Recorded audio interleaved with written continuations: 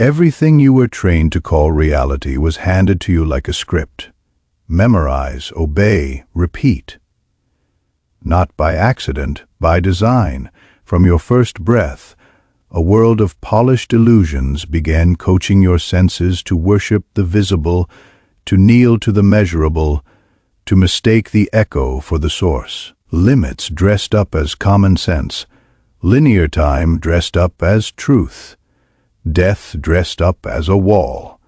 But beneath the static, beneath the retina's hunger for surfaces, there's a current that never died. It didn't vanish. It was hidden. Call it a manual, a system, a blueprint for mastering reality, wrapped in symbols, geometry, and riddles. So it could survive empires and their bonfires. The name attached to that blueprint has been mocked, fragmented, cartooned. Because the easiest way to erase a map is to turn it into a myth. Still, the map remains. This is not about feel-good mantras or recycled slogans. These teachings aren't designed to flatter your mind. They're designed to recode it. They don't just change how you think, they change who is doing the thinking. And once you see that switch flipping, you can't unsee it. Why was any of this buried? Not to protect you. To protect perception control. Power doesn't only sit on thrones, it sits behind definitions. What counts as real? What's allowed to be called logic? What your attention is trained to ignore. Because when a human being remembers that consciousness is causal, that thought shapes time, that frequency patterns become form, authority cracks.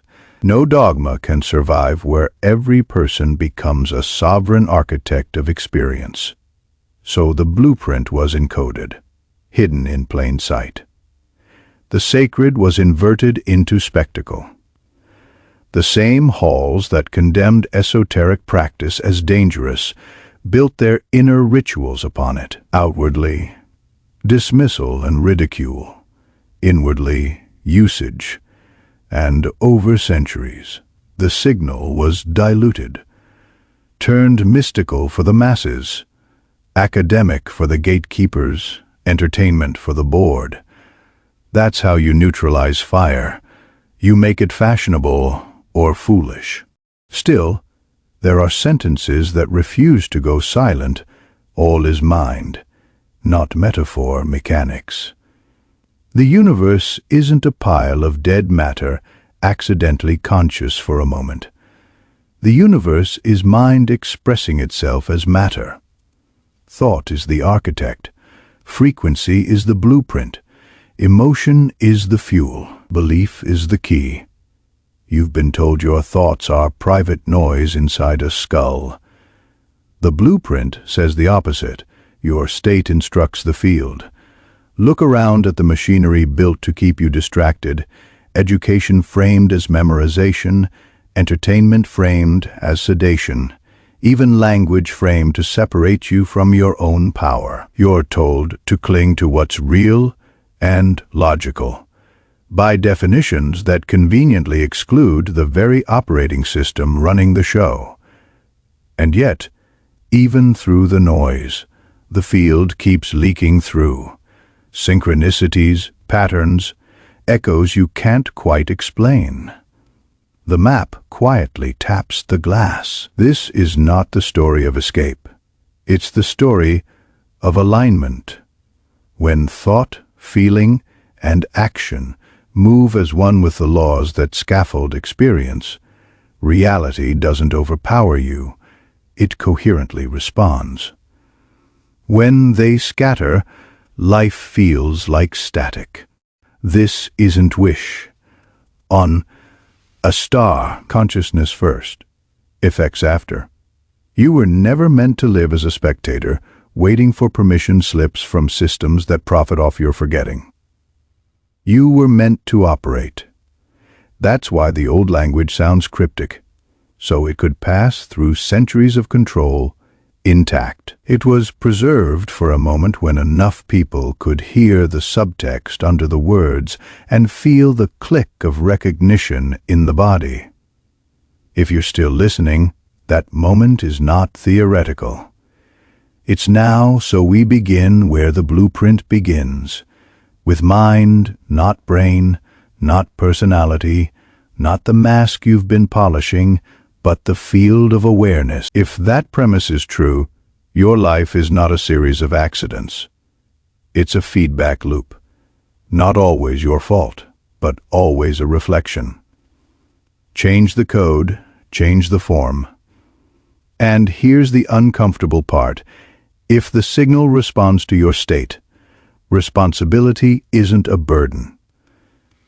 It's your instrument. The quality of your thoughts becomes sacred work. The coherence of your emotion becomes navigation. The steadiness of your belief becomes the key in the lock. No robes required, no temples, just the willingness to stand still long enough to hear the hum beneath the noise, and then tune to it. This is the part of the path that can't be performed. No aesthetic can fake alignment. You'll know you're near it because the external world starts mirroring differently. Patterns loosen, improbable timing appears. The old loops lose their grip. That isn't magic. That's law in motion. We're going to pull the map out of the rubble, chapter by chapter. How the field takes shape. Why vibration is the substance behind substance, the laws that govern the swing and the symmetry, the truth about time's spiral and how timelines collapse, why death is a door, not an ending, how inner alchemy turns scattered signals into a single tone, how initiation isn't a ceremony, but a way you meet fear, illusion, and silence daily. You don't need more decoration. You need the operating instructions you came in with, translated back into a language your body remembers. We start there. Power doesn't only sit on thrones, it hides behind definitions. It edits the dictionary in your head, what counts as real, what qualifies as logic, what your attention is allowed to notice. That's the quiet empire. Not land, but lenses. And the fastest way to keep a lens unquestioned is simple.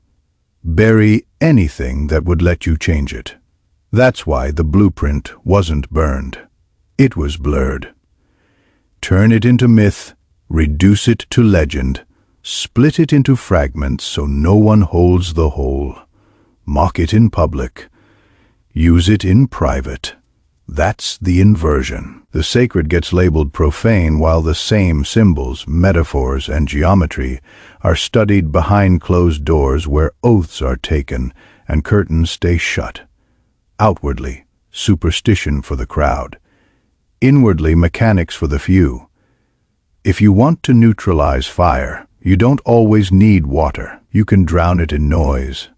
Feed 1,000 watered, down versions to the timeline until the signal looks like decoration. Wrap clear instruction in mysticism for the curious and in arrogance for the academics. Call it heresy, then call it pseudoscience, then call it entertainment. Rotate the labels, keep the lens intact. Ridicule what can't be controlled. Rebrand what can't be destroyed. And yet, the fingerprints slipped through, symbols carved into stone, ratios embedded in form, patterns that reappear like a hum you can't unhear. The blueprint was encoded precisely, so it could survive the centuries, visible to anyone who could see, invisible to anyone who needed permission first. That's why the old language feels cryptic. It wasn't written to be fashionable, it was written to be indestructible. Here's the part that stings. This wasn't historical clumsiness. It was strategy. The most efficient control isn't force. It's forgetfulness. If you forget that consciousness shapes experience, you'll call your loops fate. If you forget that time can fold, you'll miss the pattern repeating. If you forget that death is a door, you'll trade your sovereignty for the promise of safety. Forgetfulness becomes currency, and comfort becomes the price tag. So the theater schedules to train your rhythm, narratives to train your meaning, language to train your sightlines. You were taught to cling to the visible and dismiss the field that makes the visible possible, to worship the measurement and ignore the mind that chooses what to measure. All while the machinery of attention siphoned your power, one notification, one outrage, one distraction at a time. But even a buried signal leaks. You've met it. In the timing that's too aligned to be random. In the uncanny echo that arrives the moment you choose a new thought. In the way your state changes a room before you speak, the map taps the glass. Not to flatter the ego, but to recruit the operator you were before the mask. This is why the old blueprint speaks in geometry and metaphor. Shapes survive censorship. Metaphors pass guards. A riddle can cross borders, a dogma never will. It had to be preserved in a way that wouldn't be erased by the rise and fall of institutions built on being right. Because once a person remembers that perception is steering, not just observing, the idea of authority begins to crack. Systems depend on you believing that causes live outside you. The blueprint shows you where they really start. And yes, the inversion cut deep. The same halls that punished esoteric practice patterned their rituals on it. The same voices that called inner work, Na-Fe used it to influence outcomes. The crowd was given spectacle. The initiated were given sequence. Outward, chance without context. Inward, context without applause. That's how truth gets domesticated. Strip it of application and sell the aesthetic. The antidote isn't rebellion for rebellion's sake. It's remembrance with responsibility, not to win arguments, but to tune signal. Not to collect ideas, but to apply mechanics. The blueprint never asked for belief. It asks for alignment. It doesn't beg for followers. It raises operators. Because power over perception collapses wherever coherence stands, where thought, emotion, and action stop contradicting each other and begin to move like one tone. So we name the game cleanly, Fe bury the source, scatter the teachings into fragments. Fe invert the sacred, condemn it in public, practice it in private. Fe dilute the signal, repackage until it looks harmless or silly. Fe entrains the rhythm, keep minds synced to artificial cycles, so they forget the deeper pulse. Fe monetize the numb, reward distraction, sell security, punish difference. And then we name the counter, move even cleaner, Fe remember, not nostalgia, recognition, Fe decode, read the symbols without the middleman, Fe align tune state before you touch strategy. Fe apply turn knowledge into practice, practice into baseline. Fe embodiment, let results be the argument you never have to make. You don't need permission to do this work because the doorway isn't outside you. It sits behind your thoughts exactly where the noise is loudest. That's the irony. The one place no institution can occupy is the space of your awareness. Unless you forget it exists, the moment you turn there on purpose, the empire of definitions loses home field advantage. So, no, we're not here to worship a figure or memorize a myth. We're here to pick up the manual that was hidden in plain sight and use it the way it was forged to be used, to operate reality with precision, not to dominate others, but to stop being dominated by your own fragmentation. not to escape the world, but to move through it with a signal the world must answer. We will not argue with the noise, we will out-signal it next. We step from why it was buried into how it works. The first key the blueprint places in your hand. Mind first. The field is not an idea you visit. It's the medium you live in. And when you understand how that medium takes shape, you stop chasing outcomes and start shaping causes. Start where the blueprint starts, mind first, not the brain, wires and chemistry doing their dance. But mind, the field of conscious awareness within which your life appears. Everything you see, touch, fear, and hope lives inside that field. The so-called outside world arrives through your lens, and your lens is not passive. It shapes. You were taught your thoughts are harmless noise, private mutterings inside a skull. The blueprint says otherwise. Thought is the architect. It sketches the scaffolding your days will climb. Frequency is the blueprint. It holds the pattern that form will follow. Emotion is the fuel. It animates the design with momentum. And belief. Belief is the key that turns the mechanism on. This is not philosophy for a rainy afternoon. It's the operating system underneath your routines, your relationships, your luck. You don't live under reality. You live within a feedback loop, not always your fault, but always your reflection. The field listens to your state, not your slogans, so you can chant 10,000 lines while your nervous system whispers fear, and the field will answer the whisper. This is why noise is profitable. As long as you are scattered, mind in one direction, emotion in another, behavior in a third, you transmit static. Static is easy to steer. But the moment you become coherent, when thought, feeling, and action agree, the objective world starts to move like iron filings to a magnet. Doors that were closed weren't locked, the signal was.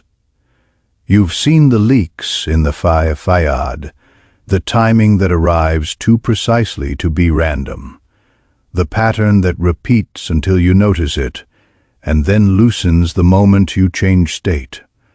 The room that feels different when you walk in already settled and clear. You didn't become lucky. You became tuned.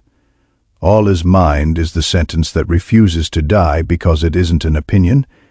It's a mechanic. It says, the substance behind substance is not matter. It is mentality becoming matter. The body is not an enemy. It's an instrument. The field plays through. Language is not neutral. Language is not neutral. It frames the channel. Attention is not casual. It is currency.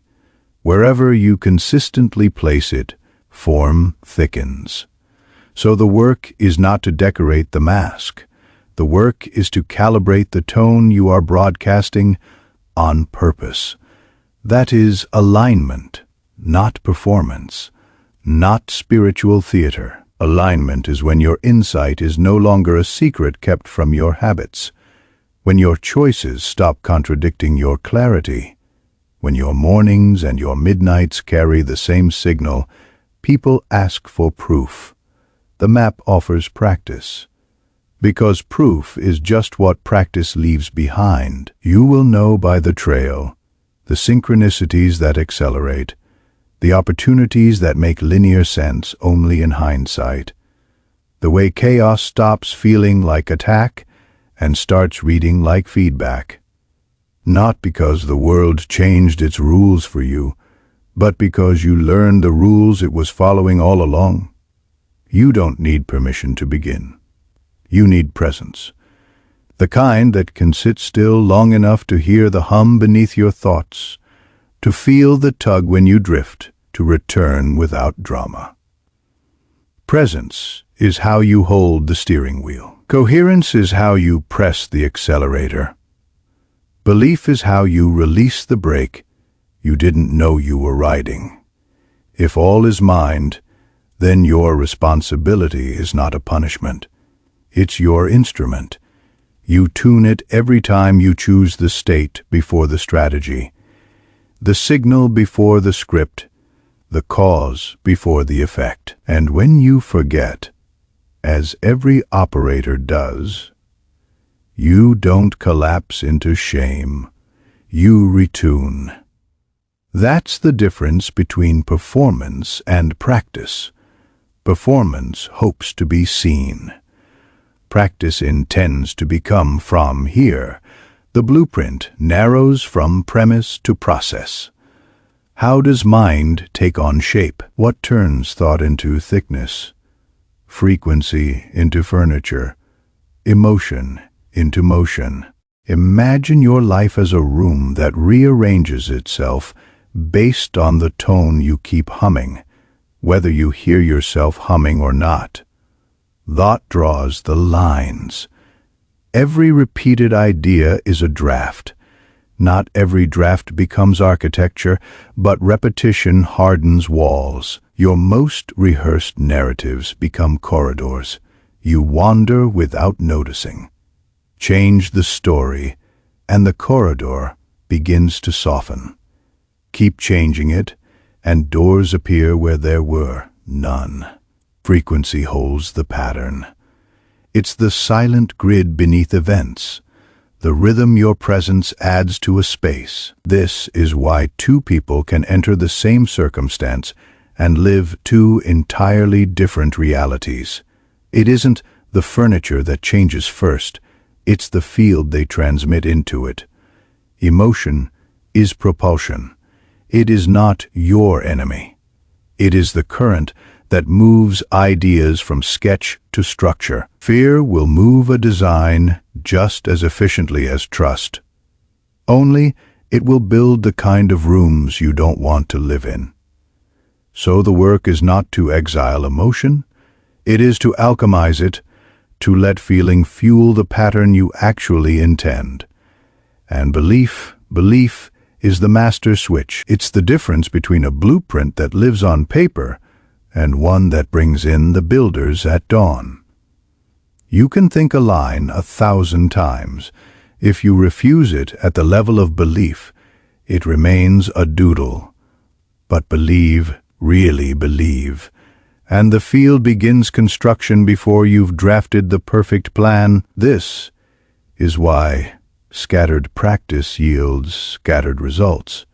Vision boards without coherence become collages of contradiction.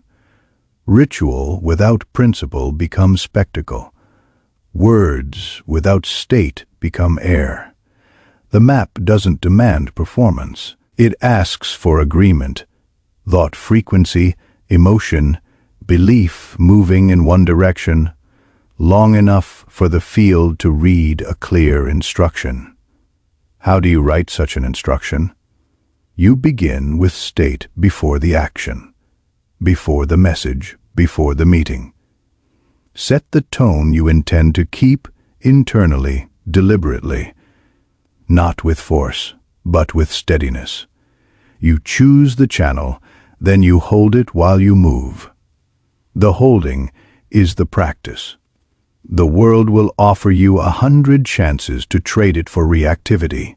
Then you simplify the instruction, one sentence, one image, one sensation of the outcome already true, not to beg, to broadcast. You don't ask the field to deliver. You tune yourself to the version of you for whom it's normal. Normal doesn't mean boring. It means the signal no longer fights with the story you tell about yourself. Expect feedback. Not all of it will look like applause. Some of it will look like friction, because old patterns protest being rewritten. That protest is not a sign you failed. It's a sign the instruction reached the part of the system that still believed the old schedule. Hold the new instruction anyway. Not rigidly, consistently. You will notice the cues, improbable overlaps, messages that arrive through unrelated mouths. a thread that keeps pulling you toward the precise next step you would have missed if you were waiting for certainty. Call them coincidences, if you like. The map calls them responses. You don't need to worship them. You only need to walk. If this sounds like wishful thinking, check the mirror you've been using. You've already lived this mechanic in reverse. You've watched a single anxious thought become a mood become a filter. The filter select evidence until the day looked like the thought. That's the same mechanism. Unconscious, unkind, but effective. The work is to run it consciously, coherently, and cleanly. Cleanly means without manipulation. Not to contort others, but to end the ways you contort yourself. Not to bypass discomfort, but to read it as useful signal. Not to skip the human, but to tune it so it can carry what it came to carry. You don't need louder declarations. You need a steadier dial. Because when your dial holds, the field stops guessing which instruction to answer. It answers the one you keep. From here, the map widens. If mind is first and the mechanic is clear, what is the stuff your hands call solid? What exactly are you walking through? What you call solid is a speed, nothing more. Slow a frequency down far enough, and it condenses into something your hand can touch. Speed it up, and it slips past your senses. Still there, just too quick for your eyes to cage. You don't see the fees frame. Under every person, every object, every mood is a vibrational code. A living pattern, arranging experience by tone. Change the code, and the form obeys. Not instantly like a trick, but faithfully like an instrument, answering the tuning fork that guides it. This is why a room can feel heavy with no words spoken, why a single presence can steady chaos without giving a speech. The code is speaking first. This is where so much noise dresses up as spirituality and misses the mechanic. It isn't about pretending, it isn't about acting high vibe while your inner signal fractures. It's about tuning. Bringing scattered parts of you into one note long enough for the field to receive a clear instruction. The universe isn't impressed by performance. It responds to coherence, rituals, sounds, symbols, intention. These are not superstitions. They are tools. Tools for changing tone. A tone is not just an audio pitch. It's a state, a felt geometry you carry into every decision. Symbols compress instruction. Sound organizes space. Intention sets the axis the rest of you rotates around. Used consciously, they don't decorate your life, they recode it. Watch how this plays out in the ordinary. You hold a steady inner atmosphere, calm, lucid, unhurried, and the same task that used to wobble suddenly unfolds with precision. The task didn't change. The carrier wave did. Or you walk into a conversation already braced to defend, and the response is curved to meet the brace. You didn't predict reality, you patterned it. This is why scattered effort tires the soul. One part of you asks for clarity while another rehearses fear. A third stalks evidence that nothing will change. The field hears 3 frequencies and returns interference patterns that look like mixed signals, because they are. When you unify, when thought, emotion, and action stop pulling against each other, the static thins, responses quicken, synchronicities tighten. Law in motion, none of this demands perfection. It demands continuity. You can retune mid-sentence, midday, midlife. The feel, it isn't waiting for you to become a different person someday. It's answering who you are being right now. That's not pressure. That's freedom. You don't need a ceremony to begin. You need a decision. Which tone will I normalize? Panic or presence? Scarcity or sufficiency? Performing or being? Vibration isn't moral. It's mechanical. Fear organizes outcomes just as efficiently as trust, but it builds rooms you can't breathe in. So the work isn't to exile fear. It's to alchemize it, acknowledge, integrate, and redirect its power into a signal you actually intend to live inside. The current is real. You choose the channel it feeds. Remember, the blueprint was preserved in symbols and geometry because they survive opinion. Ratios don't care who believes them. Patterns don't ask for permission. They simply operate. When you begin working with this intentionally, tuning first, moving second, the external world stops feeling like a wall and starts reading like a mirror. Static eases, timing sharpens. The improbable becomes ordinary, not because you've hacked reality, but because you've stopped arguing with it. You don't need louder affirmations. You need a steadier wavelength. Hold it, not rigidly, but reliably. Let the old code protest without letting it steer. Let the field send you feedback without mistaking it for fate. Watch what rearranges when you choose tone before tactics, presence before performance, signal before script. Because under everything you can point to, there is a hum, and the hum listens. This is the crossroads. You can treat this like content and keep walking, or you can admit the signal changed you and let your life reassemble around it. Knowledge is not power. Applied knowledge is. Information doesn't free you. Embodiment does. If you're ready to go deeper with what we can't say openly here, subscribe to Insights Academy below and receive your free digital copy of the Chameleon for a limited time before it disappears again. Then come back and live what you learn, breath by breath, choice by choice. Tone before tactic, cause before effect. You came here to build, not to obey. To heal, not to conform. To remember, not to forget. Mark the moment so the spiral knows where to meet you next. Comment, I understood it. This isn't the end of the journey. It's the start of a new one, where you stop performing and start embodying, stop waiting and start creating, stop living by default and live by design. We'll see you inside.